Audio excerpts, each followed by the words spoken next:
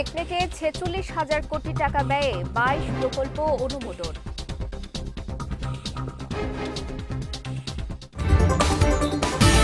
নির্বাচন ব্যবস্থা ধ্বংসের অপবাদ ঘোচাতে চায় বর্তমান কমিশন, বললেন প্রধান নির্বাচন কমিশনার। এবং গুমের মামলায় শেখ হাসিনা সহ ১৭ জনের বিচার শুরুর আদেশ ট্রাইব্যুনালের।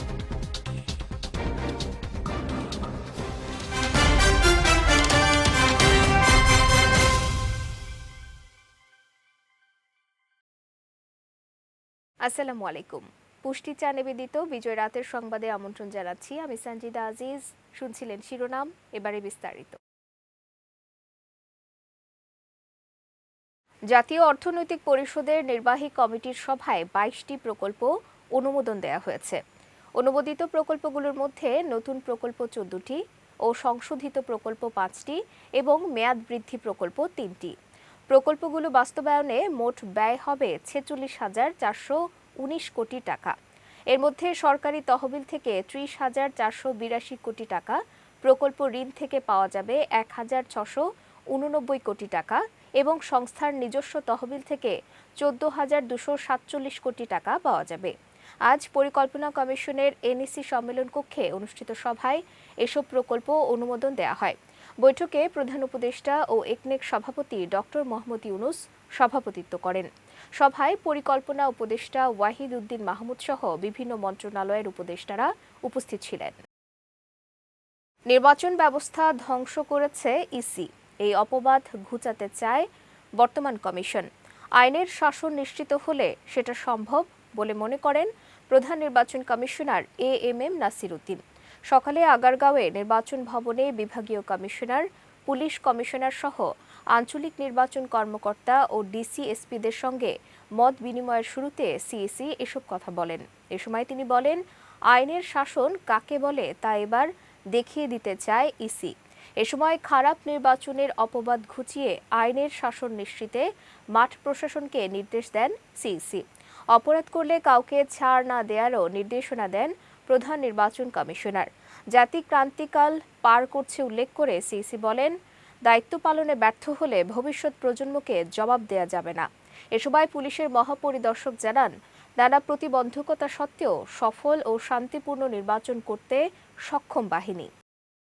যারা ভোট দিতে আসতে চান তারা যাতে সেফলি আসতে পারে, শান্তিপূর্ণভাবে আসতে পারে, ভোটটা দিতে পারে, দিয়ে বাড়ি পর্যন্ত ফেরত যেতে পারে, এইটা এবং শান্তিতে ঘুমাইতে পারে পরবর্তী দিনগুলো, তো সেই ব্যবস্থা আপনাদেরকে নিশ্চিত করতে হবে মাইনরিটি কমিউনিটির।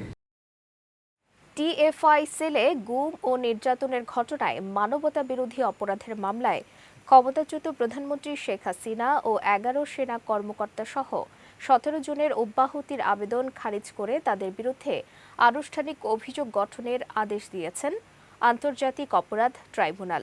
এর মাধ্যমে এই মামলার বিচার শুরু হলো। দুপুরে ট্রাইব্যুনাল ১-এর চেয়ারম্যান বিচারপতি মোহাম্মদ গোলাম মর্তুজা মজুমদারের নেতৃত্বাধীন ৩ সদস্যের বিচারিক প্যানেল এই আদেশ দেন। আগামী ২১ জানুয়ারি এই মামলার সূচনা বক্তব্যের জন্য দিন ধার্য করা হয়েছে। মামলায় ১৭ আসামির মধ্যে গ্রেফতার থাকা ১০ সেনা কর্মকর্তার উপস্থিতিতে ট্রাইব্যুনাল এই আদেশ দেন। গ্রেফতার থাকা সেনা কর্মকর্তারা হলেন ৪ জন ব্রিগেডিয়ার মোহাম্মদ জাহাঙ্গীর আলম, তোফায়েল মোস্তফা সরওয়ার, মোহাম্মদ কামরুল হাসান, মোহাম্মদ মাহবুব আলম, ৩ জন কর্নেল কেএম আজাদ, আবদুল্লাহ আল মোমেন, আনোয়ার লতিফ খান।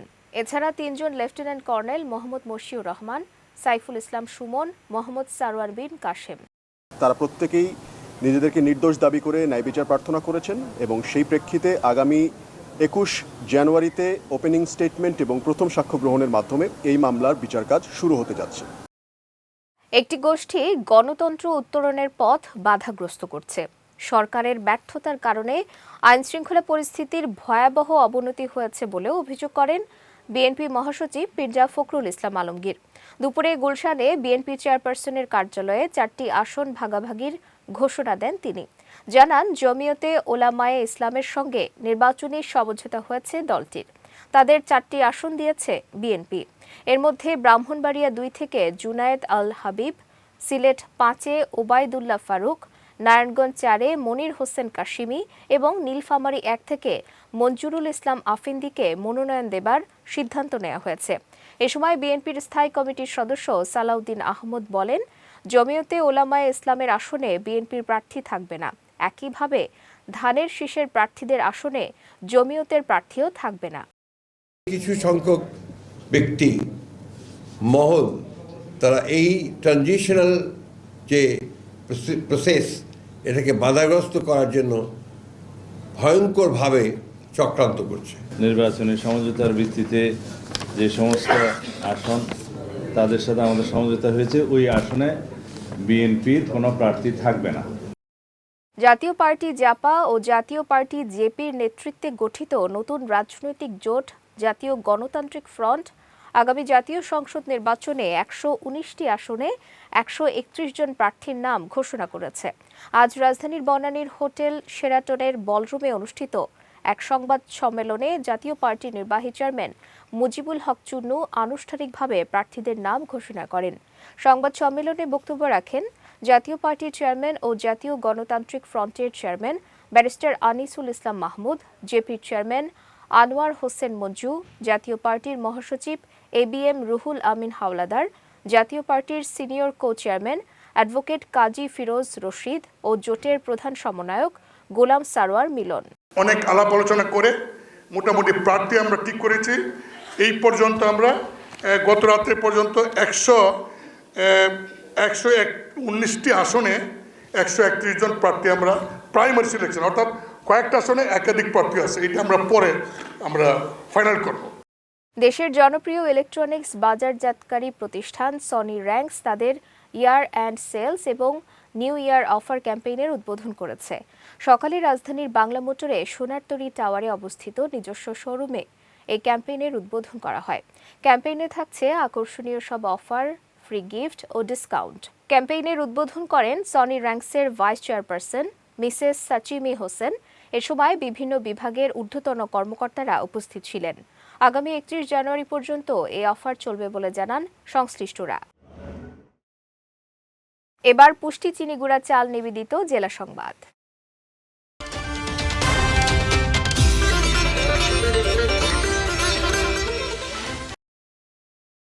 নোয়াখালীর দ্বীপ উপজেলা হাতিয়ার জাগলারচরে আধিপত্য বিস্তারকে কেন্দ্র করে সংঘর্ষের ঘটনায় 5 জন নিহত হয়েছে। এই ঘটনায় আহত হয়েছে আরও অন্তত 10 জন। সকালে উপজেলার সুকচর ইউনিয়নের 7 ও 8 নম্বর ওয়ার্ডের সীমান্তবর্তী জাগলারচর গ্রামে এই ঘটনা ঘটে। স্থানীয়রা জানায়, জাগলারচরের জমি সরকার এখন পর্যন্ত কাউকে বন্দোবস্ত দেয়নি। তবে 5 আগস্টের পর জাহাজমারা ইউনিয়নের কোপা সামসু বাহিনী জাগলারচরের বেশ কিছু জমি বিক্রি করে। পরে সুকচর ইউনিয়নের আলাউদ্দিন বাহিনী জাগলারচরের জমি দখল নিতে মরিয়া হয়ে ওঠে। এক পর্যায়ে আলাউদ্দিন বাহিনী আরও বেশি দামে কিছু জমি বিক্রি করে। এই ঘটনায় দুপক্ষ একাধিকবার বিরোধে জড়ায়। এর জেরে আজ সকালেও সংঘর্ষ বাধে। এ সময় দুপক্ষের গোলাগুলিতে হতাহতের এই ঘটনা ঘটে। এদিকে এই ঘটনায় নিহতের সংখ্যা আরও বাড়তে পারে বলে আশঙ্কা করছে পুলিশ। ময়মনসিংহে ধর্ম অবমাননার অভিযোগে পিটিয়ে ও পুড়িয়ে হত্যা করা দীপুচন্দ্র দাসের গ্রামের বাড়ি পরিদর্শন করেছেন আলোকচিত্রী শহীদুল আলমের নেতৃত্বে 18 সদস্যের মানবাধিকার দল। সকালে তারাকান্দা উপজেলার বানিহালা ইউনিয়নের মোকামিয়া কান্দা গ্রামে দীপুর বাড়িতে যান তারা। এ সময় তারা নিহত দীপুর পরিবারের সদস্যদের সঙ্গে কথা বলেন এবং ঘটনার সুষ্ঠু বিচারের জন্য প্রশাসনের কাছে দাবি জানান। এর আগে গত 18 ডিসেম্বর রাতে ভালুকার জামিরদিয়া এলাকার একটি কারখানায় ধর্ম অবমাননার অভিযোগে দীপুকে পিটিয়ে হত্যার পর মরদেহে আগুন দেয় উত্তেজিত জনতা। ব্রাহ্মণবাড়িয়ায় দিন দিন বৃদ্ধি পাচ্ছে ঠান্ডাজনিত নানা রোগের প্রকোপ। প্রতিদিন বিভিন্ন রোগ নিয়ে ব্রাহ্মণবাড়িয়া জেনারেল হাসপাতালে ভিড় করছেন রোগীরা। আক্রান্তদের মধ্যে শিশুদের সংখ্যাই বেশি। শীতের প্রকোপ বাড়ার পাশাপাশি ধুলাবালির কারণে বাড়ছে নিউমোনিয়া, শ্বাসকষ্ট ও ডায়রিয়া আক্রান্তের সংখ্যা। এদিকে এসব রোগ থেকে রক্ষা পেতে সতর্কতা অবলম্বনের পরামর্শ দিয়েছেন চিকিৎসকরা। ব্রাহ্মণবাড়িয়া প্রতিনিধি মোহাম্মদ আনোয়ার হোসেন উজ্জ্বলের পাঠানো তথ্যচিত্রে বিস্তারিত আফিয়া রহমান স্নিগ্ধার ডেস্ক রিপোর্টে। ব্রাহ্মণবাড়িয়ায় বাড়ছে ঠান্ডাজনিত রোগব্যাধির প্রকোপ।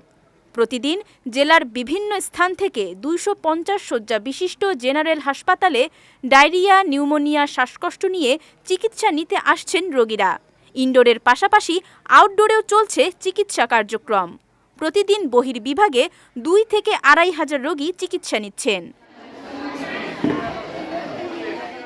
এদিকে শুধু ডায়রিয়া আক্রান্ত হয়ে প্রতিদিন হাসপাতালে 40 থেকে 45 জন নতুন রোগী ভর্তি হচ্ছে। ডায়রিয়া ওয়ার্ডে 20টি সিট থাকলেও ভর্তি রয়েছে অন্তত 100 রোগী। রোগীদের স্বজনরা জানান, আসন না পাওয়ায় শীতের মধ্যেও মেঝেতে থেকেই নিতে হচ্ছে চিকিৎসা। বাচ্চা ডায়রিয়া, এখন শীত নাই তো বাচ্চা অসুস্থ, তার কারণে আমরা নিচে ওই চিকিৎসা নিতেছি। 2-3 দিন যাবত ডায়রিয়া হয়েছে, যার কারণে সরকারি হসপিটালে আসা ভর্তি হয়েছি। এখন বাচ্চা চিকিৎসা চলতেছে, মোটামুটি ভালো।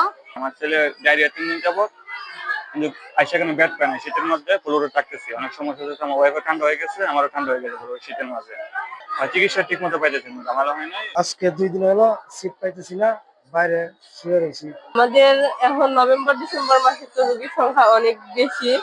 ডায়রিয়ার প্রকোপটা বাড়ার কারণে এখন প্রতিদিন এভারেজ আমাদের ভর্তি হয় প্রায় 40 থেকে 45 জন পেশেন্ট, এবং প্রতিদিন ছুটি হইতেছে 30 থেকে 35 জন পেশেন্ট।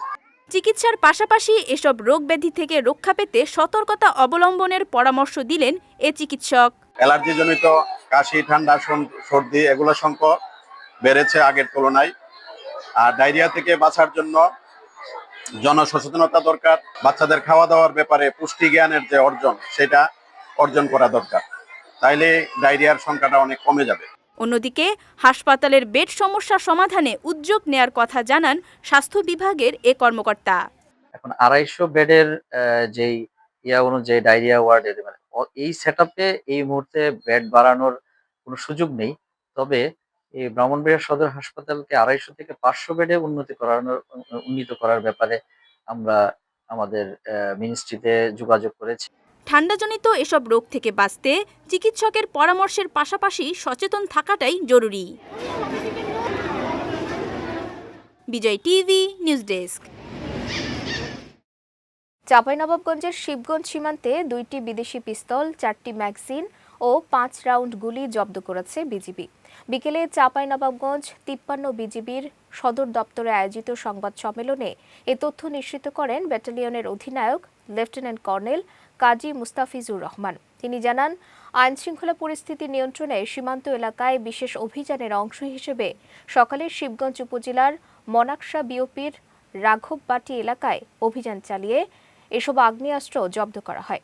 তবে এ সময় কাউকে আটক করা সম্ভব হয়নি। এদিকে জব্দকৃত এসব অস্ত্র আগামী জাতীয় সংসদ নির্বাচনে দেশে নাশকতার সৃষ্টির উদ্দেশ্যে আনা হয়েছিল বলেও জানান তিনি। বর্ডার গার্ড বাংলাদেশ সীমান্ত সুরক্ষা, চোরাচালান দমন এবং সীমান্তে যে কোনো অপ্রীতিকর পরিস্থিতি প্রতিরোধে প্রতিজ্ঞাবদ্ধ। যাচ্ছি পুষ্টি ড্রিঙ্কিং ওয়াটার নিবেদিত খেলা সংবাদে।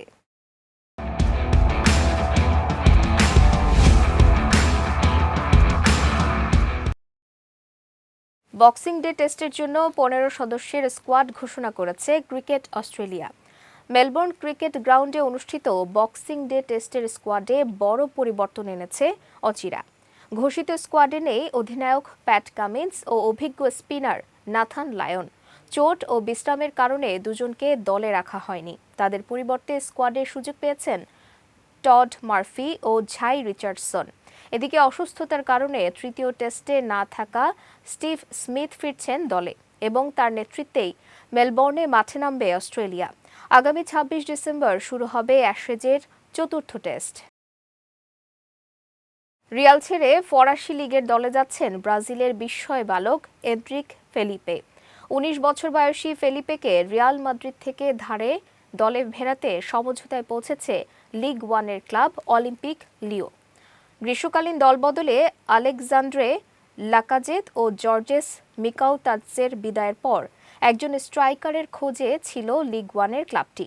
সেই ঘাটতি পূরণ করতেই মৌসুমের দ্বিতীয় ভাগের জন্য লস ব্লাঙ্কোসের তরুণ ফরোয়ার্ডকে দলে নিতে যাচ্ছে তারা। আগামী জানুয়ারিতে লিওতে যোগ দিবেন এন্ড্রিক। এর আগে 2024-এর জুলাইয়ে 18 বছর পূর্ণ হতেই মাদ্রিদে পা রাখেন এই ব্রাজিলিয়ান স্ট্রাইকার। পুষ্টি চা নিবেদিত বিজয় রাতের সংবাদ শেষ করার আগে শিরোনামগুলো দেখে নিচ্ছি আরও একবার।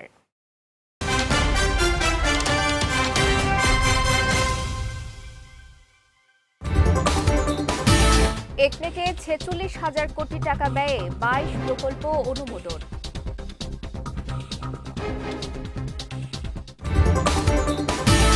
নির্বাচন ব্যবস্থা ধ্বংসের অপবাদ ঘোচাতে চায় বর্তমান কমিশন, বললেন প্রধান নির্বাচন কমিশনার। এবং গুমের মামলায় শেখ হাসিনা সহ 17 জনের বিচার শুরুর আদেশ ট্রাইব্যুনালের।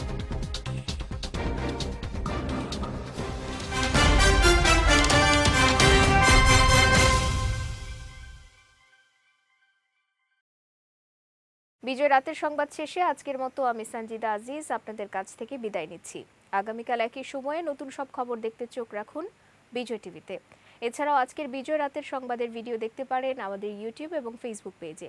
আমাদের ইউটিউব হলো youtube.com/bijaytvofficial এবং আমাদের ফেসবুক পেজ হলো facebook.com/bijaytvlimited। এতক্ষণ সঙ্গে থাকার জন্য ধন্যবাদ সবাইকে।